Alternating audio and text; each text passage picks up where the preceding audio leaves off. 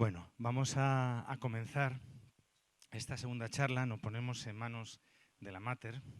En tu poder y en tu bondad fundo mi vida. En ellos espero confiando como niño. Madre admirable, en ti y en tu Hijo, en toda circunstancia, creo y confío ciegamente. Amén. Bueno, mirad, la sensación que tengo esta mañana es como esas películas, igual a vosotros os ha pasado alguna vez, ¿no? Y las conocéis. Las películas de vampiros, ¿eh? ¿Conocéis las películas de vampiros? ¿Habéis visto siempre alguna vez alguna película de vampiro? Y la sensación que tengo es parecida y os voy a comentar por qué. Y es la sensación, ¿verdad?, en la que una persona está dormida, dormida, y entonces, ahora os explicaré por qué, el vampiro está a punto de ejercer sobre esa víctima la mordedura fatal, ¿no? Y entonces tienes la sensación como que estás ahí expectante, que no pase, que no pase, que no suceda, hasta que llega alguien y despierte al que está a punto de ser mordido, ¿no? Bueno, pues la campanita, a lo mejor, que hace despertar al que está dormido para evitar la muerte del vampiro, creo que la ejerzo yo hoy. ¿Eh? Esa campanita que hace, ¡uy! Por fin, se acabó, ya está despierto. ¿Por qué? Porque la mordedura del vampiro siempre ocurre cuando uno está dormido, cuando uno está anestesiado. Y esa es la sensación que tengo yo con respecto al matrimonio cristiano. Y que nadie se ofenda, que nadie se ofenda. Entonces, ¿qué pasa?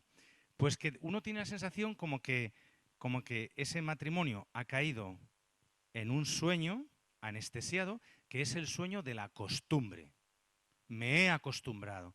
Me he acostumbrado al don del matrimonio, me he acostumbrado a la gracia del matrimonio, creo y me he formado una idea del matrimonio a mi medida. Esto sucede muchas veces como cuando uno habla del Señor, ¿no? ¿Y qué pasa? Pues que uno piensa, uno dice, no, Dios te sostiene, Dios te cuida, Dios a cada minuto, a cada segundo está pendiente de ti. No, es imposible eso, Padre. ¿Por qué? ¿Por qué es imposible? ¿Acaso Dios no sostiene el universo? ¿Acaso Dios no hizo así y creó el universo? ¿Acaso Dios no mantiene el universo en equilibrio de tal manera que una variación de un 10% de la masa de unos planetas haga que la vida en la Tierra sea inviable? ¿Acaso el equilibrio que hay entre las cuatro fuerzas fundamentales, que Dios las mantiene en equilibrio también para que se dé la vida en el planeta Tierra, acaso ese Dios no puede hacer posible que tu vida esté constantemente sostenida por Él? ¿Qué ha pasado? Pues que me he hecho una idea de Dios a mi manera. Y entonces ya no le dejo a Dios ser Dios. Dios es, perdonadme, el coleguita. El coleguita que mientras yo salga airoso de las situaciones, fantástico. Pero como el coleguita me diga algo en lo que yo no estoy totalmente de acuerdo, tenemos un problema, ¿no? Y a veces eso es lo que pasa. Entonces, como es como un sueño, ¿verdad?, en el que se ha metido pues el matrimonio. Las causas pueden ser muchas, no vamos a entrar en eso, ¿no? Sino que está dormido y el vampiro se acerca para dar y asestar el golpe definitivo. Vosotros sabéis que los vampiros cuando muerden, si es que existen, ¿verdad?, que ya sabemos que, pero si existieran, los vampiros ya sabéis, como ponen las películas, que cuando muerden no solo chupan toda la sangre, ¿verdad?, sino que además lo que hacen es como inocular, ¿verdad?, una especie de sustancia que hace que la mordedura sea hasta placentera. Entonces, el que está siendo mordido hasta dice, qué a gustito. Y eso es lo que en gran medida nos sucede en el matrimonio cristiano hoy. Es decir, nos hemos metido en una dinámica donde uno está a gustito y da igual que le muerdan y le chupen toda la sangre y le saquen todo. Entonces, por eso digo que igual hay cosas que voy a decir hoy que a lo mejor cuando vosotros lo aterrizáis en vuestro corazón, pues puedan como de alguna manera remover cosas, ¿no? no pasa nada, ¿no? De verdad que no pasa nada. Yo os hablo desde la pobreza, desde la conciencia de ser un sacerdote que diariamente está siendo sanado por el Señor, ¿eh? Entonces, pues ya está. O sea, es la conciencia clara de que somos hijos de Dios, ¿verdad? Y quería leeros un fragmento. Vosotros sabéis que el Papa Francisco, un viernes 27 de marzo creo que fue, pues hizo aquella oración tan grande, ¿verdad? Y tan significativa en la Basílica de San Pedro. Y entonces dio allí una meditación, ¿verdad?, sobre la tormenta en la barca. Me acuerdo muy bien de aquella época porque mi madre estaba a punto de fallecer por el virus este. Y me acuerdo perfectamente. Y se me quedaron grabadas varias cosas, pero sobre todo una. Dijo, ¿por qué tenéis miedo? ¿Aún no tenéis fe? El comienzo de la fe es saber que necesitamos salvación. Saber que necesitamos salvación. No somos autosuficientes, solos nos hundimos. Necesitamos al Señor como los antiguos marineros las estrellas. Invitemos a Jesús a la barca de nuestra vida, entreguémosle nuestros temores para que los venza. Al igual que los discípulos experimentaremos que con Él a bordo no se naufraga, porque esta es la fuerza de Dios, convertir en algo bueno todo lo que nos sucede. Fe práctica en la divina providencia, ¿eh? Le puede decir al Papa, para que entren. Incluso lo malo. Él trae serenidad en nuestras tormentas, porque con Dios la vida nunca muere. Bueno, entonces, estas palabras a mí se me quedaron grabadas, ¿no? Y entonces, al empezar el Adviento, esta tarde ya la Iglesia se viste con el ropaje del Adviento, pues tener en cuenta no esto, ¿no? El mundo necesita un Salvador y el mundo ignora que necesite un Salvador. Pero lo que sería de delito es que los cristianos, y sobre todo el matrimonio, mi matrimonio, necesita un Salvador. Entonces, esa es la gracia que yo le pido hoy al Señor para todos nosotros, ¿no? Que nos dé una conciencia clara, un don de entendimiento claro de que necesito un Salvador para mi vida, para mi matrimonio, para mi familia. Y entonces vamos a hablar un poco del perdón dentro del matrimonio, ¿no? ¿Qué importancia tiene el perdón en la vida familiar, el perdón de Dios y el perdón entre los miembros de la familia? Cuando dos personas se casan, fijaos bien, no se les promete salud eterna ni ausencia de defectos, ausencia de problemas o de defectos, sino que se les promete una relación exclusiva, privilegiada y perenne de comunión en el amor. Eso es lo que se les promete. Y cuando llega el momento inevitable de que las cosas no van como uno querría, que pasa, porque lo sabéis que pasa, es como si toda la relación dependiese de las cosas y no del vínculo. Y uno intenta salir de la crisis haciendo justicia, pidiendo reparación, exigiendo esto, exigiendo condiciones. Si esto no cambia, yo abandono la relación. Y uno pone condiciones. Y acudimos al sacerdote o a alguna persona, ¿para qué? ¿Para amplificar qué? Para amplificar y reforzar la condición que yo estoy poniendo, para que me dé la razón. Claro. Entonces, Jesús no ha venido a ocuparse de las cosas. A veces nos creemos que las crisis dependen de cosas. No dependen de cosas. El tema está en la relación. En la relación, en el vínculo. Ahí está el tema. Y Cristo ha venido a restaurar la fraternidad entre los hombres. Y la fraternidad no se corresponde, por ejemplo, con lo que es el uso correcto de los bienes. No reside ahí. Ni tampoco reside en, no es que tú haces, es que yo hago, es que tú trabajas, es que yo no sé qué, es que tal, es que yo me siento, es que yo sé qué, es que... No. La relación, en última instancia, es más importante que todas las demás cosas. ¿Qué es el perdón? Bueno, pues es la reconquista del amor que vuelve a partir de la relación antes y más que de las cosas. Parte de la relación antes y más que de las cosas, los problemas o las carencias que pueda haber en mi matrimonio. ¿verdad? En los momentos de crisis, que existen siempre, es necesario recobrar la conciencia de que la relación personal es la sustancia verdadera y propia de la vocación matrimonial y de que todo lo demás es accesorio y accidental. Si se es consciente de esto, ¿verdad? Resulta que nadie puede vivir el matrimonio sin la dimensión del perdón.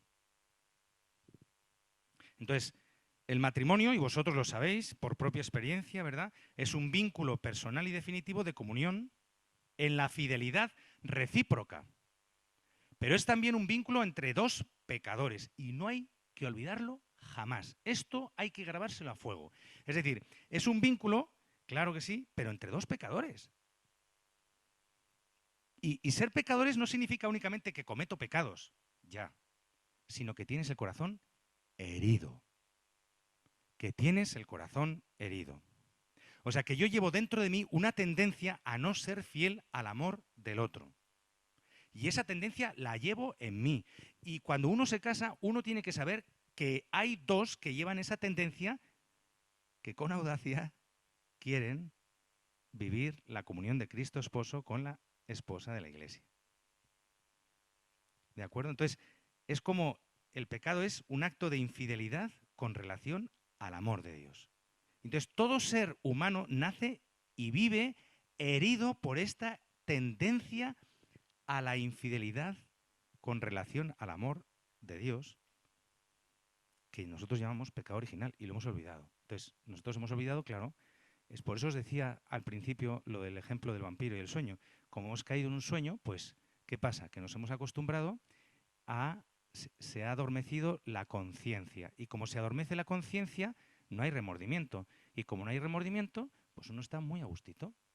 Uno está feliz y contento.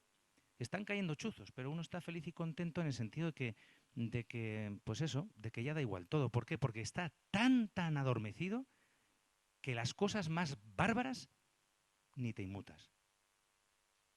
Cuidado con esto. Cuidado con esto. ¿Verdad? Y entonces tenemos pues la tendencia a ignorar esto y en el 99% de los casos pues olvidamos en el matrimonio que llevamos dentro de nosotros mismos esa tendencia y cuesta reconocer en esa tendencia original la verdadera raíz de las disensiones, de los desacuerdos y de la dificultad que suponen muchas veces estar juntos. Se piensa muchas veces que el problema es las cosas, las situaciones, las circunstancias, el carácter, las costumbres. Pero esto es el pretexto para que aflore el problema fundamental. Y el problema fundamental es la infidelidad al amor de Dios. Es decir, que ha desaparecido entre nosotros la caridad. La caridad. Es como si cuando uno contempla el matrimonio ya no pensara en estas cosas. Es como si uno ya no se preparara para vivir esto, ¿no? Es como si no nos acordáramos de que somos pecadores, de que en nuestro corazón está herido y de que necesitamos salvación, ¿verdad? Y entonces, esta tendencia es una tendencia real en mi vida. La tendencia, ¿verdad?, pues, a olvidar el amor primigenio es una tendencia real, ¿no? Y estas situaciones son como las malas hierbas o las espinas, ¿no? Por ejemplo, en la parroquia donde yo estoy tenemos un jardín y me encanta a veces cuidarlo, ¿no? ¿Qué pasa? Que cuando ya lo tienes matizado todo, lo tienes todo controladito, lo tienes todo, ¿eh? ¿Qué sucede? Pues que sucede que van pasando los días y como no lo cuides, vienen las malas hierbas. Claro, las malas hierbas, si tú no estás pendiente y estás pinca, pinque, pinque, vas quitando las malas hierbas, ¿qué pasa? Que las malas hierbas crecen. Y si vas pasando todos los días delante del jardín y nada de nada, pues siguen creciendo. Y, y un día el párroco me acuerdo que me dijo en verano, esto parece una selva. Y yo, claro, parece una selva, ¿por qué? Porque no estamos quitando las malas hierbas. Entonces, al final, para entrar en la vivienda, vamos a entrar con machete. ¿Por qué? Porque esas malas hierbas están ahí, están creciendo y no las estás quitando. Y esa tendencia está. Y querer obviar que existen esas espinas y esas malas hierbas es de locos. Es de locos. Es de ingenuos. Entonces, tenemos que tener una memoria viva también de esto, ¿no? Y el perdón cristiano, o sea, no es un elemento, no es como, sí, como un elemento de la enseñanza de Jesús, o del ejemplo de Jesús, o de la vida de Jesús. El perdón es la naturaleza misma de Cristo, la naturaleza misma del amor entre el Padre, el Hijo y el Espíritu Santo. Es la naturaleza misma a la que estoy llamado a vivir.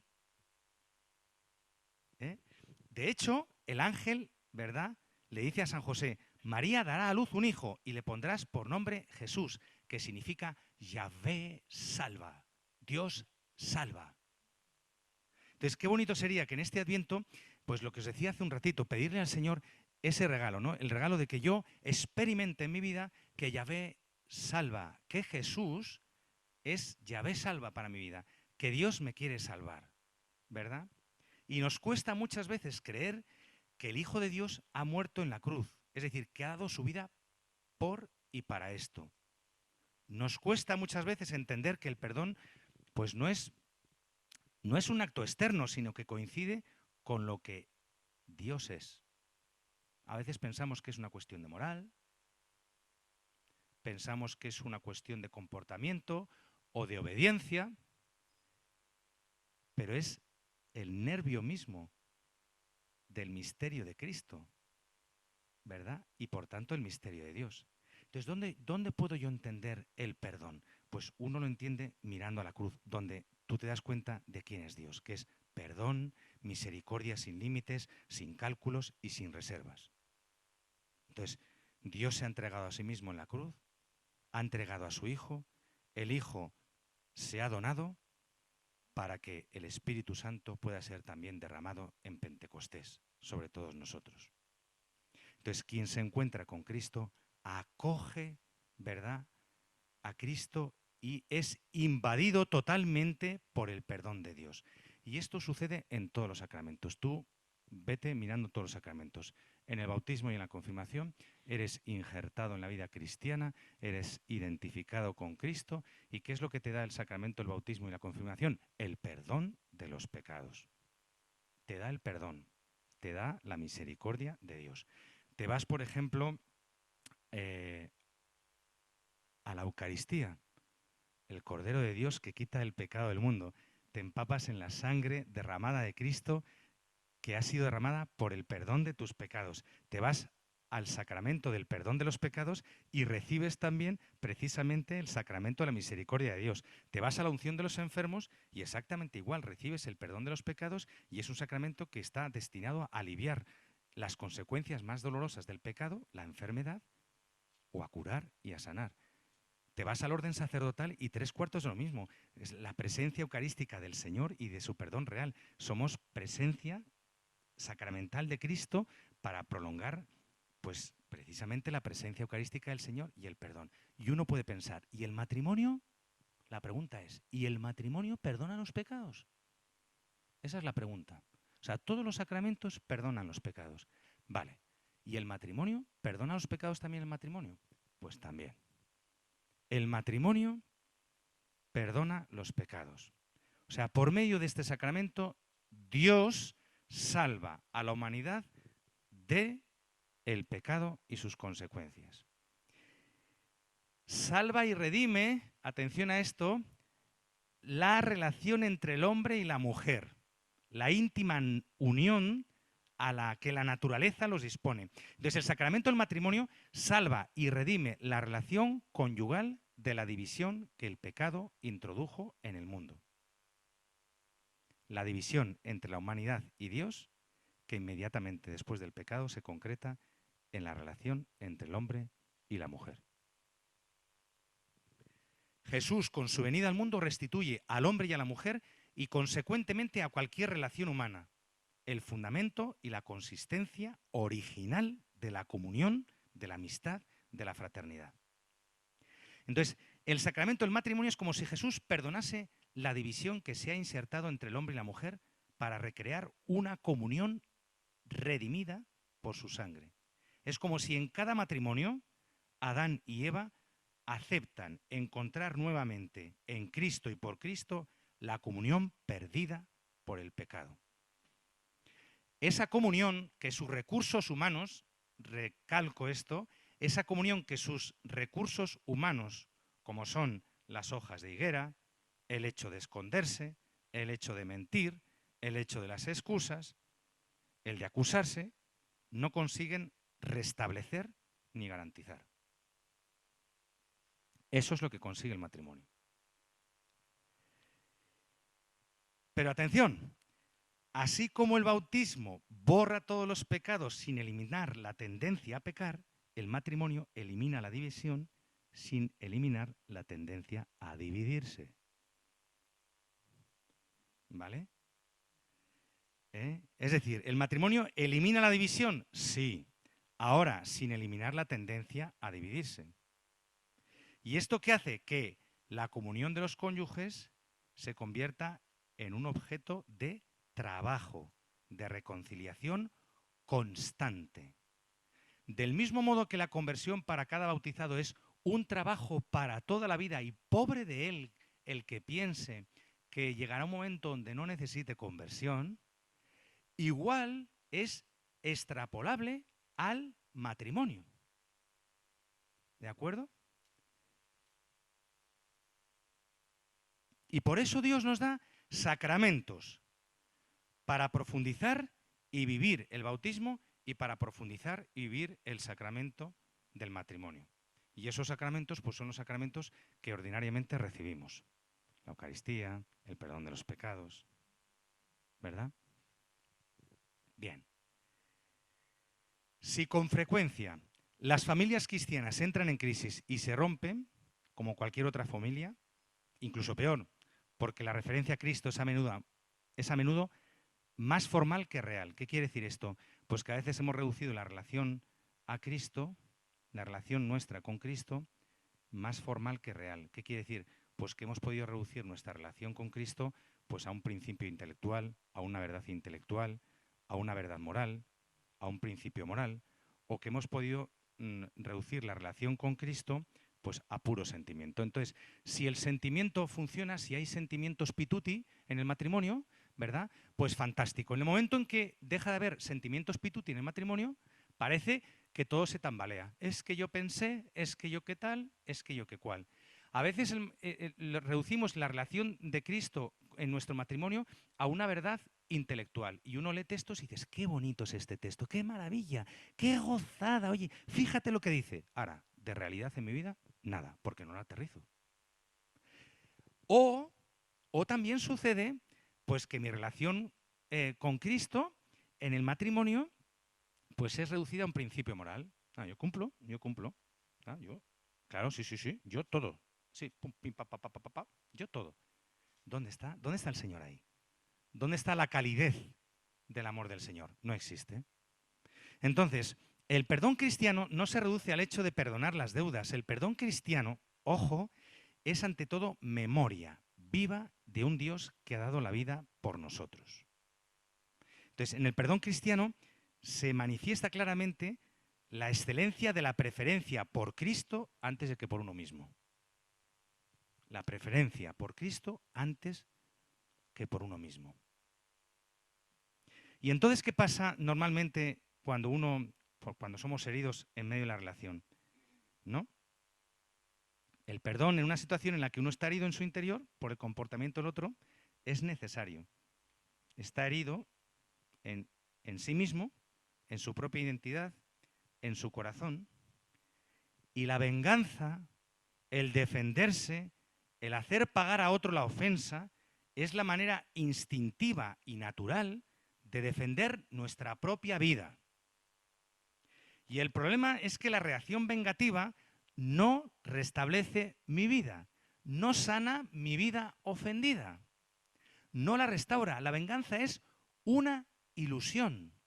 La venganza consiste en hacerse ilusión de sanar nuestra propia herida hiriendo al otro. Eso en mi pueblo y en el tuyo se llama Ojo por ojo y diente por diente. Ley del talión. ¿Eh? De hecho, el sentimiento que subyace a la venganza es que nosotros coincidamos con el orgullo de poder. Si yo he tenido que sufrir algo por tu culpa, solo haciéndote sufrir algo, encuentro nuevamente mi dominio sobre ti. ¿Eh? Mi dominio sobre ti. Es decir, me pongo por encima de ti.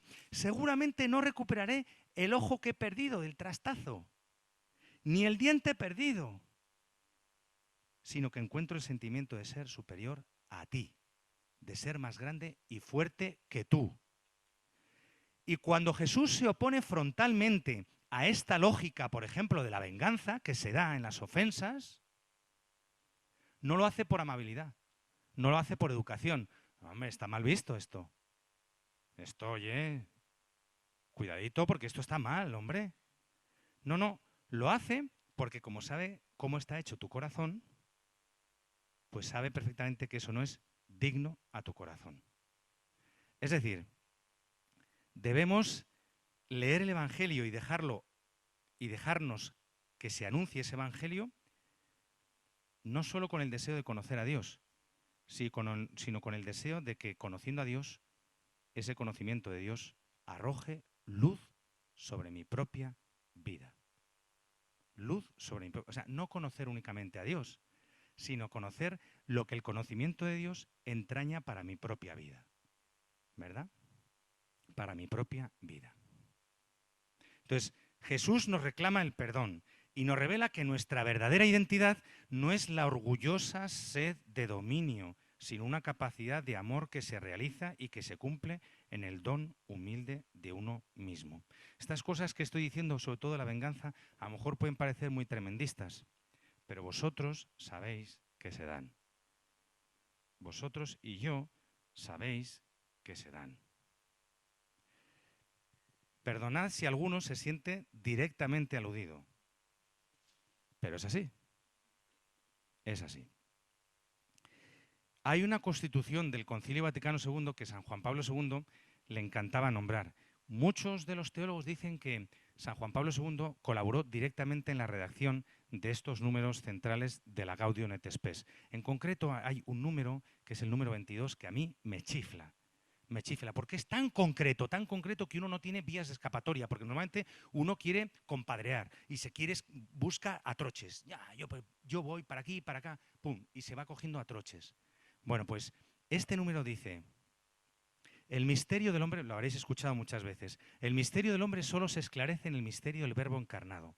Cristo, el nuevo Adán, en la misma revelación del misterio del Padre y de su amor, manifiesta plenamente el hombre al propio hombre y le descubre la sublimidad de su vocación. Número 22. Gaudium et Spes. Podéis cogeros del 20 al 24, al 25 y tirar para adelante. Porque es que no tiene desperdicio.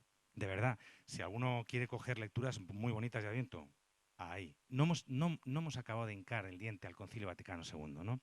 Bueno, pues el aterrizar ahí, ¿no? Entonces, solo si miramos a Cristo, solo si nos acostumbramos a vivir lo que nos ofende y hiere, con o sin razón, mirando a Cristo y Cristo crucificado, y solo si mendigamos su amor, aprendemos poco a poco a reaccionar según una lógica y un juicio, ¿verdad?, distintos, que son los del amor de Jesucristo, que se entrega totalmente a los hombres. Entonces, en cualquier situación, la salvación viene cuando uno decide perdonar. Entonces, la lógica destructiva de la venganza, que hemos dicho que es real y que acontece en nuestra vida, la del dominio sobre el otro, está como desenchufada, ¿verdad? Y quien es perdonado descubre gratuitamente el verdadero rostro suyo, redimido por Cristo. Lo ve como reflejo en el otro que le perdona. Y así es como las relaciones empiezan a crecer y se vuelven más hondas, más fecundas, fecundas entre los esposos, pero fecundas también con relación a los hijos. Lo que educa es la conversión del corazón a la misericordia. Dos esposos que dejan que su relación les eduque para convertirse del dominio a la misericordia se convierten en una bomba educativa de transformación del mundo. Y eso es lo que no estamos dispuestos a hacer. Esto es justo lo que cuando vienen estas situaciones no estamos dispuestos muchas veces a hacer. El perdón, esto va a ser una perogrulla, me vais a decir, pues vale, ya lo sabíamos. El perdón amplifica el don. El perdón no es una vía de reserva o una mortificación de nuestra capacidad de amor, ¿no? Sino que el perdón es un acentuarse del don. Per-don, per superlativo, don, don. Es decir, un mega superdón. ¿Me entendéis? O sea, el perdón es el megadón. Pues eso es el perdón. Entonces, es la perfección del don. Cumple el don y hasta tal punto que la cruz de Cristo y después el martirio de los cristianos, ¿verdad? Son realizaciones supremas del don de la vida, que se presenta siempre como perdón. Padre, perdónales porque no saben lo que hacen. ¿Qué han hecho los mártires normalmente? Perdónales porque no saben lo que hacen, ¿no? ¿Qué hizo Esteban? Padre, perdónales porque no saben lo que hacen. No les tengas en cuenta este pecado. Entonces, una vocación a la entrega de sí, de uno mismo al otro, como lo es la vocación matrimonial, ojo a lo que voy a decir, no puede cumplirse sin perdón. El que quiera llevar adelante eso sin el perdón, no voy a decir que lo deje, pero se va a estrellar. Es como si le faltase el cumplimiento. Es como si tú dijeras, bueno, yo te voy a dar el don de mi vida, voy a entregar mi vida, pero voy a conservarme el hilito que mantiene el regalo que te quiero dar porque es mío. O sea, te lo doy, sí, pero es mío. Entonces, el hilito con el paquetito lo mantienes tú. No hay regalo. Eso es egoísmo, no hay regalo, ¿verdad? Entonces, no existe perdón sin abandono. Pero entendiendo el abandono en sentido positivo, y creo que lo vais a entender. Igual soy muy ceporro para explicarme, pero abandono. Abandono no es que dice, bueno, pues ya está, de perdidos al río y tal, como diciendo, pues ya, venga, el abandono, el santo abandono. Ya está, ya me rindo. Señor, eso no es abandono. Abandono, entrega, don. Me entrego. El abandono es, en la parte positiva, entrega. Entonces, no hay perdón sin entrega. Claro que sí. Para ese Dios que se ha hecho hombre, para entregarse a sí mismo y se ha hecho víctima del odio y del pecado, para entregarse a sí mismo hasta el límite del perdón perfecto. ¿Verdad? El abandono de Cristo es eso, es la entrega. La entrega, ¿verdad? Entonces, no existe don sin perdón y no existe perdón sin abandono. Lo repito, no existe don sin perdón y no existe perdón sin abandono. El abandono es el don, la entrega de nosotros mismos al Padre, que el hombre expresa desde su propia incapacidad para vivir la entrega hasta llegar al perdón. Entonces esto se manifiesta claramente en la cruz cuando Jesús dice, Padre, perdónales porque no saben lo que hacen, ¿no? Por tanto, el abandono es reconocerse hijos del Padre. ¡Qué maravilla! El abandono es reconocerse hijos del Padre. Es decir, una de las características esenciales de nuestra filialidad es el abandono. Esa manita que tiene ese niño y que muchas veces cuando la gente va a comprar en el punto de encuentro dice, deme el niño Jesús en el pesebre ese que es la mano. No, es que no es un pesebre, la mano. No, es que es la filialidad. Es el ser filial. El ser filial, ¿no? Bueno, pues esto es así, ¿no? Es reconocerse hijos del Padre incapaces de amar como Él, sin Él. Porque a veces pensamos que podemos amar como Él, sin Él. Esto no es posible. Y sin embargo uno tiene el anhelo en el corazón de haber sido creado para esto, para ser hijos. Entonces, nunca tengo que olvidar dónde ha ocurrido ese abandono, ese perdón, que es en el contexto nupcial, en el tálamo nupcial de la cruz, donde Cristo esposo se ha desposado con la Iglesia. ¿No querrá decir esto que en el matrimonio cristiano tiene que vivirse hasta sus últimas consecuencias? ¿En el perdón cotidiano? No en perdones de algunos momentos importantes en mi vida, momentos donde yo siento, mire padre, es que, no, en el cotidiano ejercicio del matrimonio, de la profesión del matrimonio, ¿no?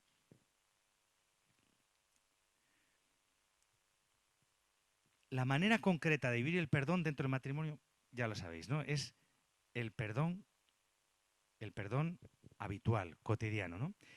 Siempre me llama la atención la parábola del deudor. ¿Conocéis la parábola del deudor, no? Yo la llamo así porque ahí me veo reflejado, ¿no?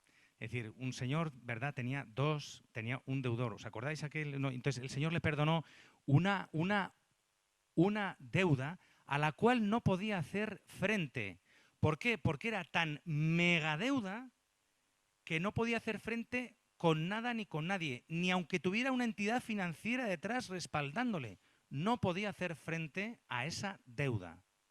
Y entonces el Señor dijo, quedas perdonado. Quedas perdonado, quedas liberado de esa deuda a la cual tú no puedes hacer frente con todo lo que tengas, ni con todo el oro del mundo, ni con todas las entidades financieras, nada. La deuda que tienes es tan brutal que es que no hay nada en este mundo que pueda salvaguardar tu deuda, pueda de alguna manera cortar la deuda, ¿no?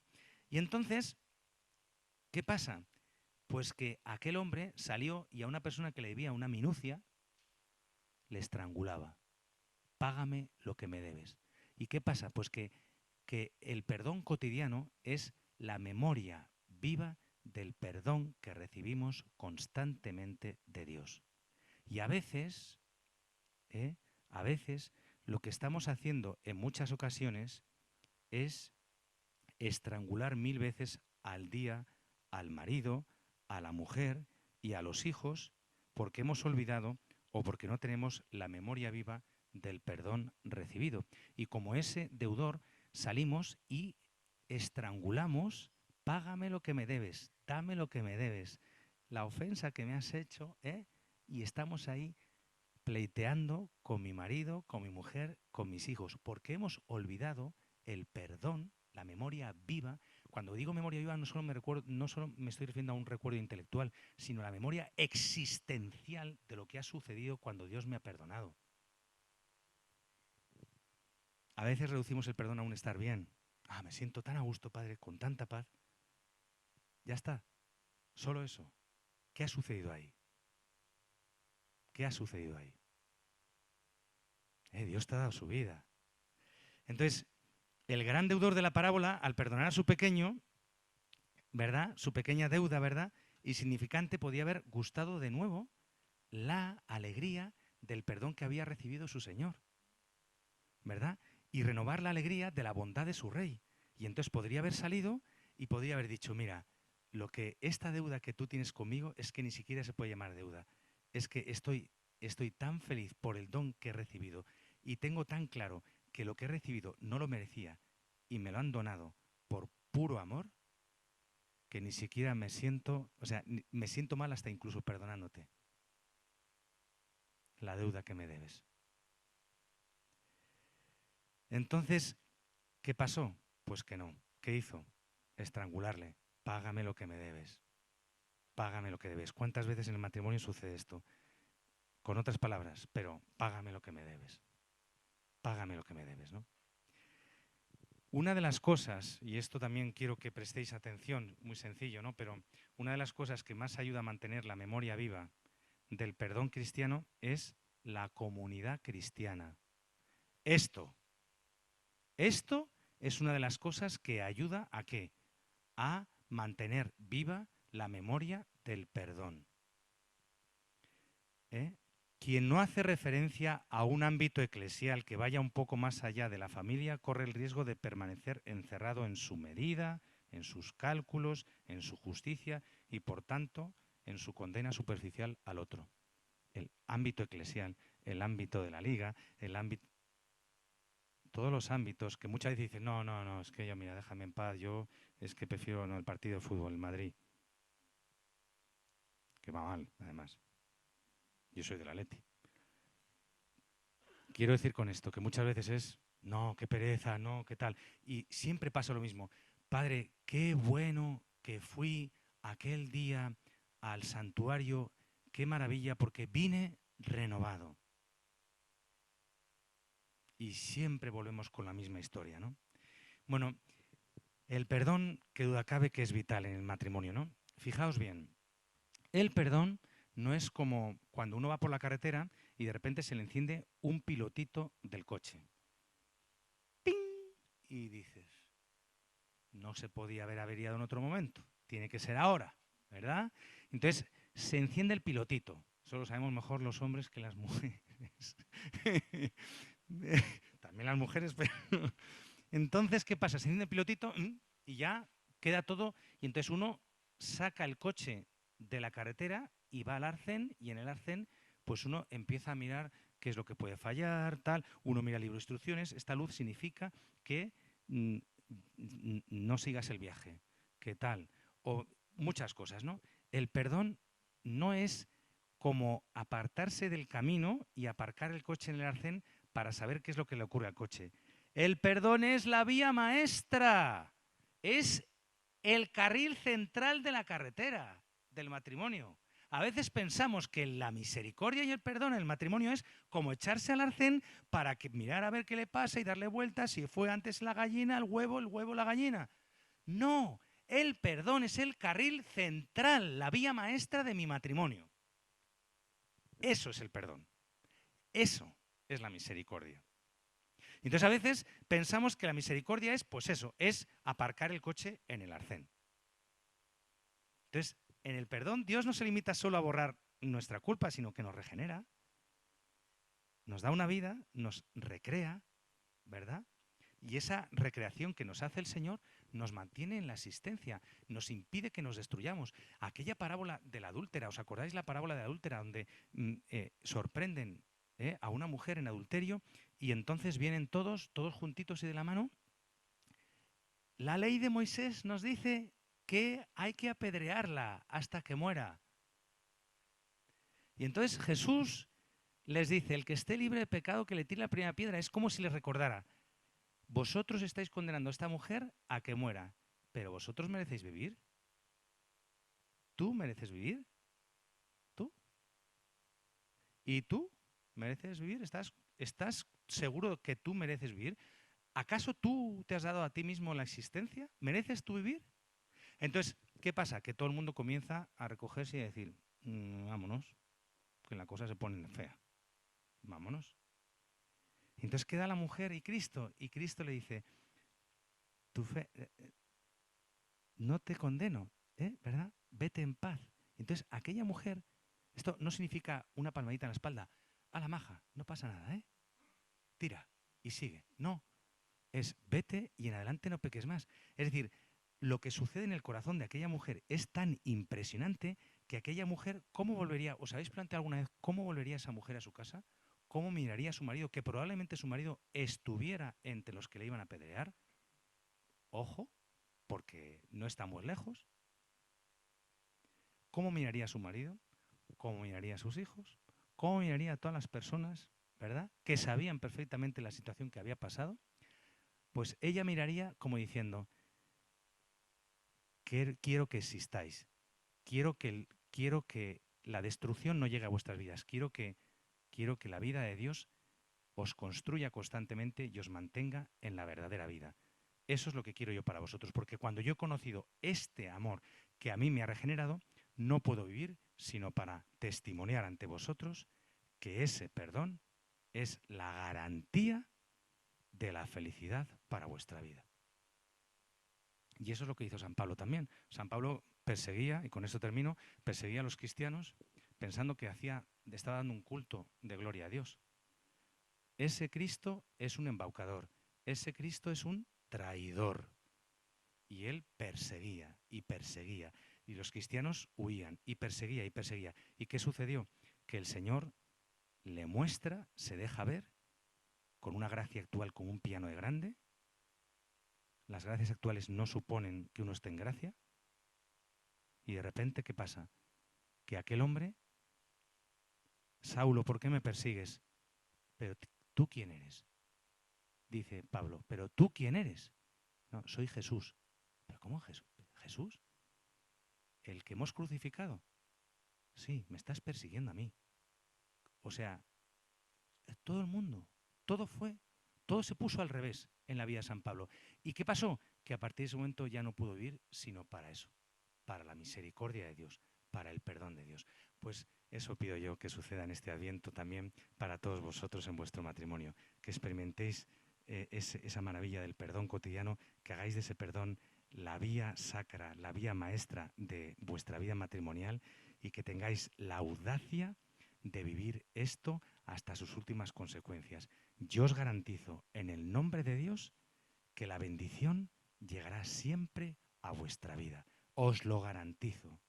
Fijaos bien, esto es como cuando un sacerdote preside una profesión solemne de una religiosa, dices, yo te prometo la vida eterna, si esto hicieres. Si tú haces esto, yo te prometo que Dios te va a bendecir. Gloria al Padre, al Hijo y al Espíritu Santo, como era en el principio, ahora y siempre, por los siglos de los siglos. Amén.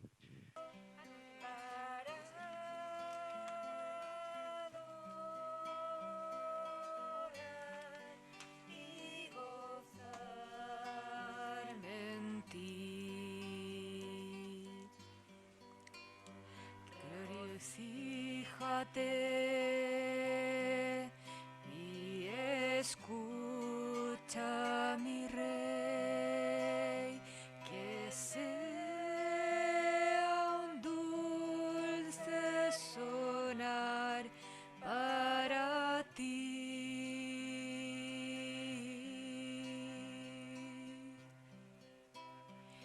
Te amo, Rey, y levanto mi voz para adorar y gozarme en ti. Regocíjate